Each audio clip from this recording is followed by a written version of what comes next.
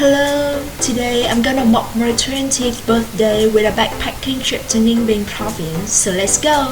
My trip begins with drizzles. I want it to be totally novel compared to my daily basis, so I travel by train. Even me already differed from inside to the appearance. No more long straight hair, elegant dress, just sneakers, loose trousers, a ginger short hair, a timeline, my 5-year-old knapsack, some fruits, and a spontaneous mind. No more teen, I'm 20. So why this trip? Well, I consider 20 is a milestone in my life when both my beauty and physical health are flourish. I must do something to save this precious moment to be ready for my most beautiful period, 20 to 30 youth. Secondly, my university has just started for a week, not much homework and projects, so I have plenty of time. On the train, I have a chance to observe life, to be mooned in front of my country's charming nature, to have a new friend, to be reminiscent of a familiar dish cơm nắm, to write down my own stories, making my save the moment journey. After 2 hours and a half, I arrive at Ninh Binh station. This train station has recently built with good facilities and modern Western style. I rent a motorbike to enjoy the sightseeing and the Ninh Binh city's atmosphere. It makes me tremble because I seldom ride a motorbike in 2 recent years. The development level of Ninh Binh is quite similar to my hometown city, so I somehow get the feeling of being at home. Not so crowded, not tranquil, just right enough, and I love this pace of life. Well, the first destination is the Ninh Binh pedestrian street. It's 5:30 p.m., so nothing's happened yet. Just a big wooden ship and a symbol over there. I walk around, watch how local people live, and finally ride to my couch surfing host house in the city suburb. My first day goes smoothly. My second day plan is to visit the Chang'an Scenic Landscape Complex and the Hang Muoi Eco Lodge. While riding on the expressway, I am impressed by the imposing scene of huge limestone mountains. Chang'an has been one item in my travel bucket list since high school, and I'm extremely excited discovering it. When you arrive here, first thing needs doing is to buy the boat ticket and choose the route you want to visit. Me and a young couple chose the first route and sit on the same boat, but the old lady suggested that the third route is the best one for sightseeing, so we altered the course. Right from initial moments on the boat, I swoon over the green of crystal clear water reflected from the green colors of all flora or mountains as Faginer. The first stop by site is the Qing Temple. With a favorable terrain, lies the back on the mountain and faces the water in front.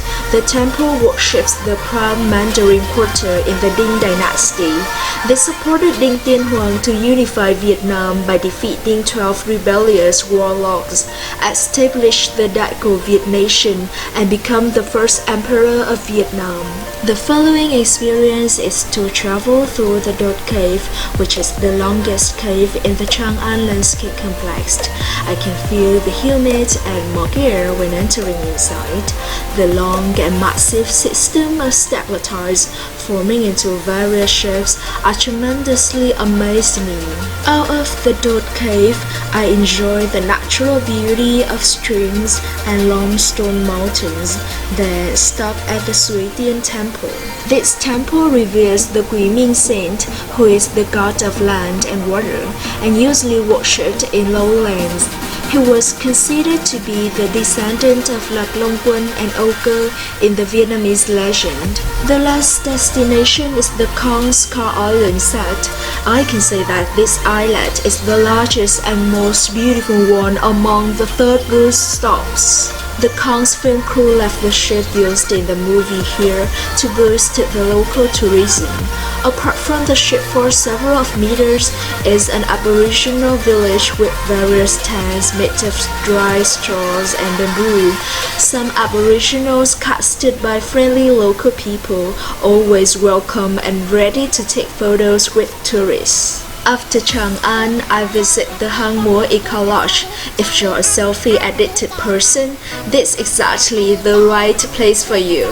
Surrounded by waterfalls, horses, colorful lanterns, captivating flowers, wooden steel houses, the Tang monk and his men statues, good view restaurants, cool coffee shops are perfect for taking photos. However, I prefer nature sceneries to man-made ones, so a lotus garden backward indulged my desire rather than those views. Now it's time for the central activity, which challenges my stamina.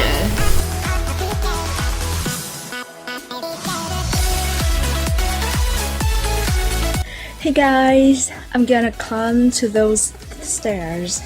It's such a challenge, but I'm thirsty for a breathtaking view. Wow, just for about 100 stairs, the view is breathtaking. A great combination of mountain waters and also a lotus garden over there. Amazing. This is the Lion Dragon top. It's up to there, but I don't think I'm gonna climb there. I'm gonna save my energy to climb to the top of the main course. This is the scenery in half of the course. That is the Lion Dragon top from my position. Oh my god, guys! I knew it! Finally, I knew it! I'm standing in the top of the Hang Mo, and this is the view from the top. Guys, it's worth.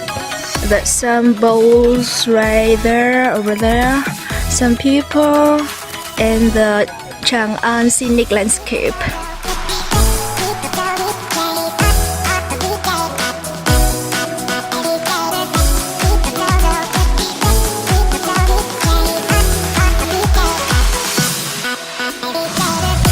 Guys, I'm down to the ground. About Hang Mo is really worth visiting. One interesting features of this is that the scenery. The higher you climb up, the better scene you can enjoy. So, try the best, never. In the evening, my host family and I hang out in the Ninh Bing's pedestrian street. It's quite big and airy with a central football ground, some street food stores and public physical exercise tools outside. A perfect second day. On the last day in Ninh Binh province, I spent the morning reading books before leaving my host house. I'm so lucky to be stayed in such a happy, friendly, kind and generous family like that. If any member of that family is watching this video, thank you so much. The Binding Pagoda and the Hualu Ancient Capital are two visiting destinations today. Firstly, the Ancient Capital. This place possesses a strategic terrain including deep moats and towering walls created by the surrounding huge mountain system. Enterprises of the three Vietnamese dynasties, the Dinh Dynasty, the anterior Lê Dynasty, and the initial period of the Lý Dynasty took place here. When I walk into the Dinh King Temple, I am amazed by the clever architecture, primarily made of stone. The smell of trees and mosses is unique and unforgettable. The Nhất Trụ Pagoda is about 300 meters far from the north of the Hualu Ancient Capital. The scenery is great and tranquil because of small quantities of visitors. I take a rest, drink some water, and ride to the Binding Pagoda. I get lost and accidentally meet a Western man who's in the same situation as mine, so we become companions. The Binding Pagoda is striking in giant statues, enormous bells, the stupa, and the natural surrounding sceneries. After that, I visit the ancient binding pagoda alone because my companion left to catch his train to Huy. The binding ancient pagoda climb up, and climb up again like a hang moor, but I'm gonna nail it again. While the new binding pagoda impresses me by its modern and marvelous architecture, this original version satisfies me with its nature, especially the large cave systems. I'm so hurry because the time for using the electric car is gonna up. I buy the crushed rice and the opiliaceae cake, which is a kind of local vegetable cake for my roommates and family. So, goodbye Ninh Binh! See you on Sunday!